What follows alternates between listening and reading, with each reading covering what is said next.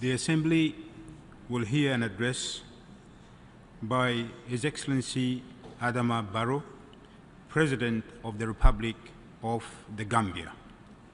I request protocol to escort His Excellency.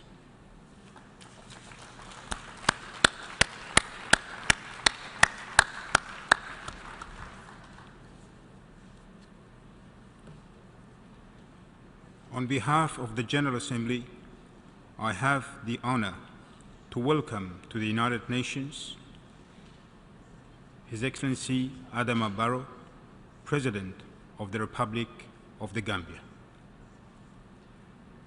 and to invite him to address the Assembly.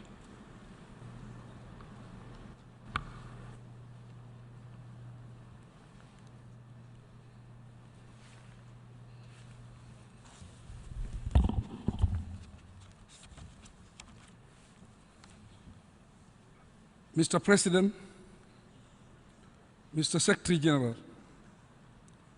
Your Majesties, Your Excellencies, Head of State and Government, distinguished ladies and gentlemen,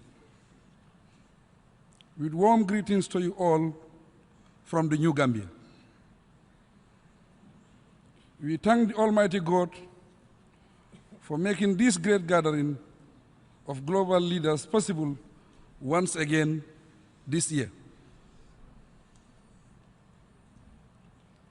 Allow me to formally congratulate the President of the General Assembly and the Secretary General of our organization for their leadership and commitment to the values of the United Nations.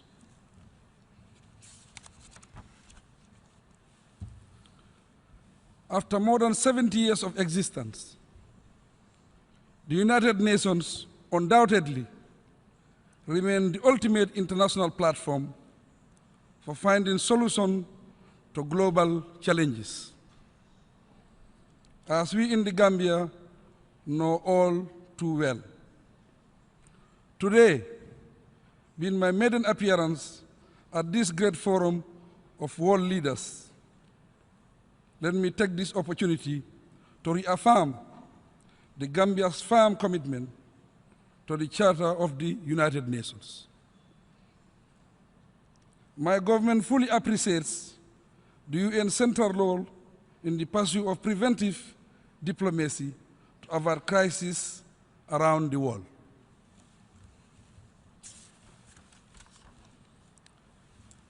Mr. President, the recent political crisis that took place in my country created a new democratic beginning, and the experience taught us useful lessons that Gambians will not easily forget.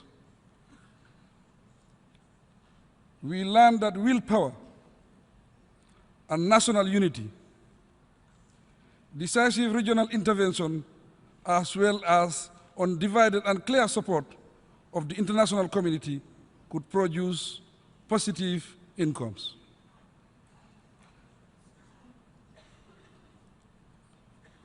Also of importance was the coordinated international action inspired by our common values of solidarity, democracy, respect for human rights, and the rule of law, which was critical in sending the right message to the former president to respect the will of the people and live without bloodshed.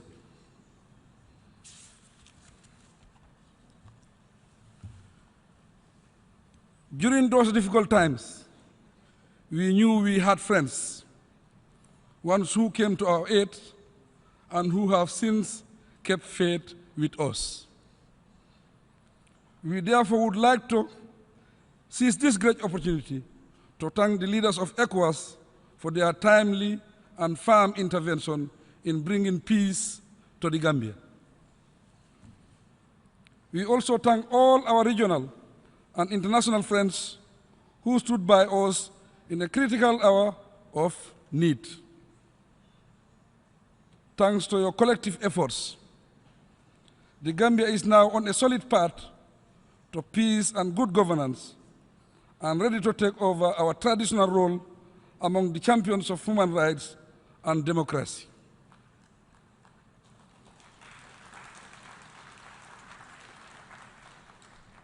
Gambia have made an irreversible choice to close a dark chapter in our history, and today our national agenda is one of reform and transformation.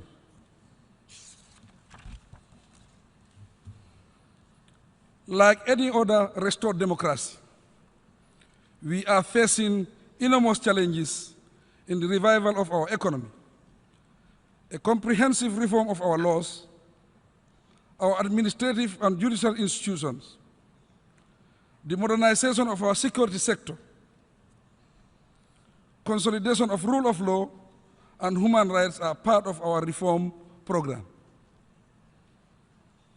It is only by overcoming these challenges that we can reinforce our democratic gains, and my government is committed to delivering a new Gambia that is fit for our children to be proud of. Indeed,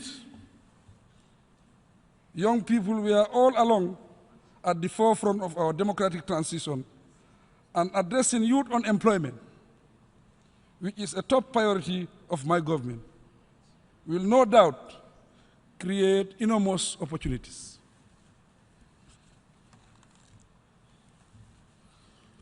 We also recognize the crucial role of Gambians in the diaspora in contributing to the transformation of our motherland.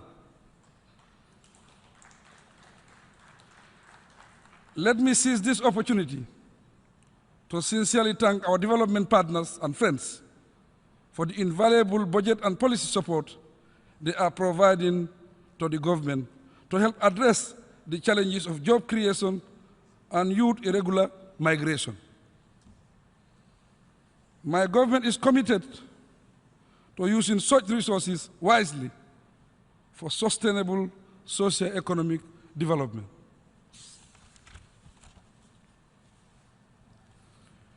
We may be a small country, but one with huge needs.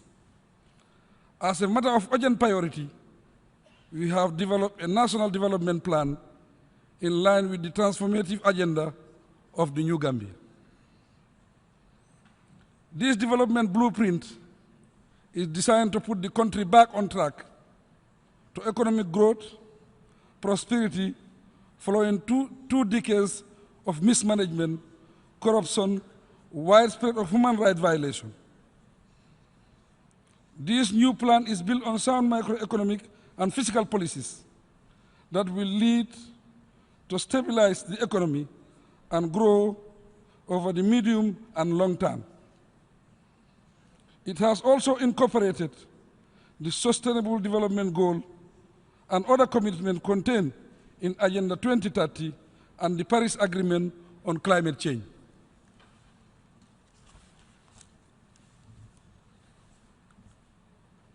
The Paris Agreement is critically relevant for the Gambia because climate change means a lot more in our situation.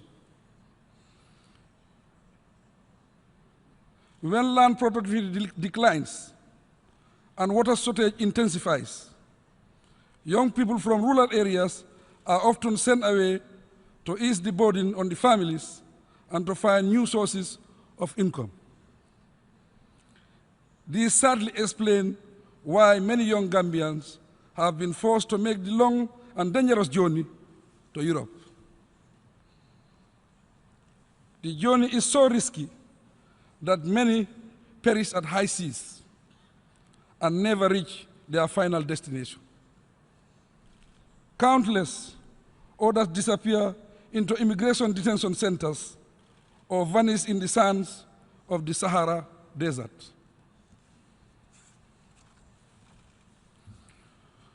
Those who are able to complete the journey are often dismissed as economic migrants and sent back home.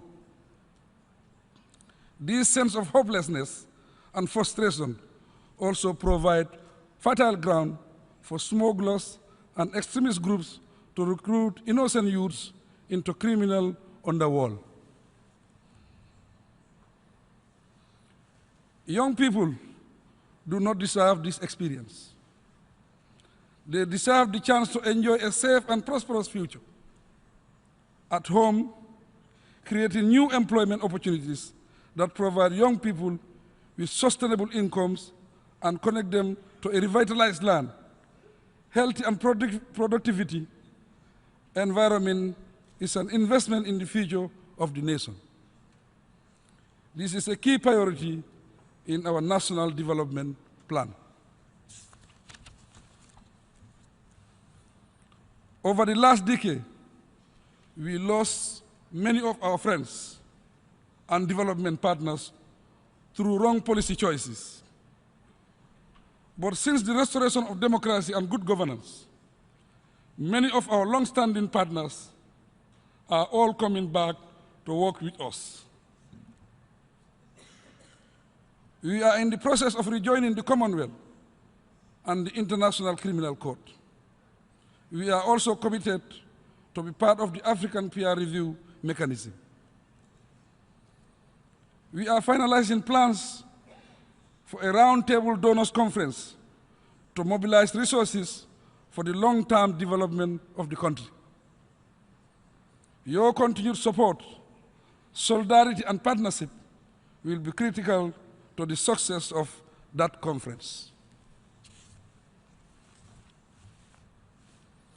Although the Gambia did not go through armed conflict, the political crisis that we experienced came as a result of decades of bad governance, weak state institutions, rule of fear, and growing intolerance. We were on the brink of political violence and armed conflict. We therefore express our deep appreciation to the United Nations Office for West Africa, the United Nations Peace Building Commission, and the Peace Building Support Office for the initial critical support that they have rendered to my country.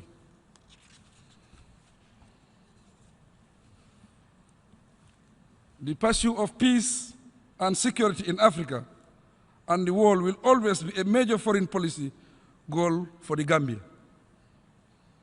We will pursue good neighborliness and cooperation with the sister Republic of Senegal, and the countries of ECOWAS will remain strategic partners. West Africa is on the march towards consolidation of its democratic gains, but as a region, we are facing serious threats to our peace and security. Terrorism, extremism, religious intolerance, organized crime, drug trafficking are seriously undermining our development efforts. Recent attacks in Mali, Burkina Faso, Cote d'Ivoire, and the Sahel in general underscore the urgent need for greater regional and international cooperation in addressing these challenges.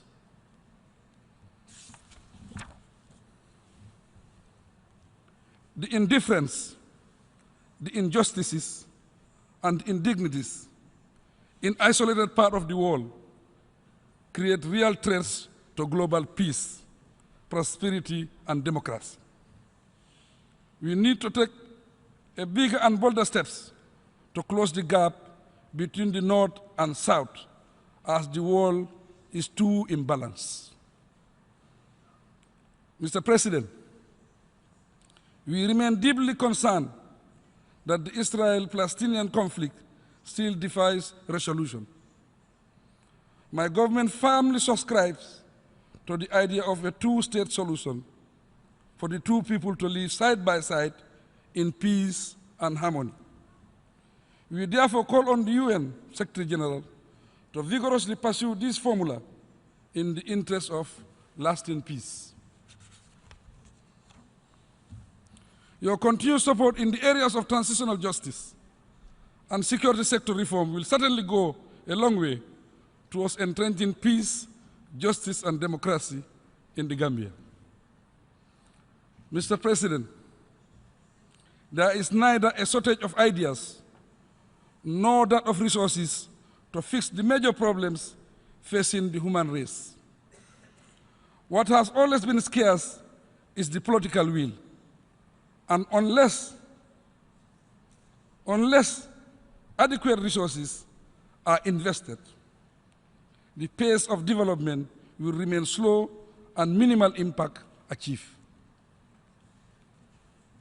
It is against that backdrop that I am calling on the private sector to emulate philanthropists for their generosity towards the most isolated, marginalized, and deprived section of the world, providing safe drinking water, roads, power, health care, and education, key to regaining human dignity.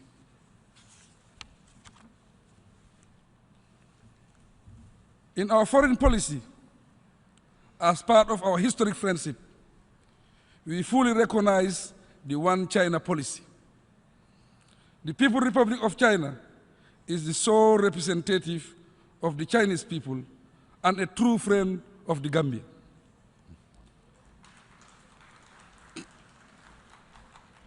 Our two countries continue to strengthen cooperation on the basis of a win-win approach built on mutual trust, respect within the framework of Forum for China-Africa Cooperation.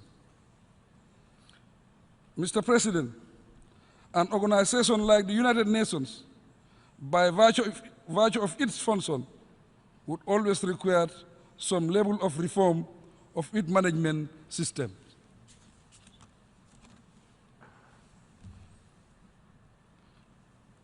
The intergovernmental character of the mandate entrusted to the Secretariat required the existence of trust and accountability between member states and the Secretariat. As you embark on your proposed reforms, we stand ready to give you our full support in the interest of effective and more relevant world body. Last but not the least, one of the long-standing issues is the pending question of Security Council reform. Former Secretary General Kofi Annan once said that no reform of the United Nations is complete without the reform of the Security Council. That remains true today. Africa will not give up its legitimate and historic quest for the representation on the Council, and the Gambia fully supports the African Union's demand for a long overdue reform of the Security Council. Mr. President, I want to conclude by reaffirming my optimism and confidence in our collective ability to uplift mankind from the clutches of poverty, to institute a global order of peace, firmly held together by justice, loving, caring, and tolerating each other. In tune with our national anthem, we pledge our firm allegiance to these values we hold ever true. Best wishes from the people of the Gambia, the smiling coast of West Africa. I wish you all a successful 72nd session of the United Nations General Assembly. God bless the world. I thank you all.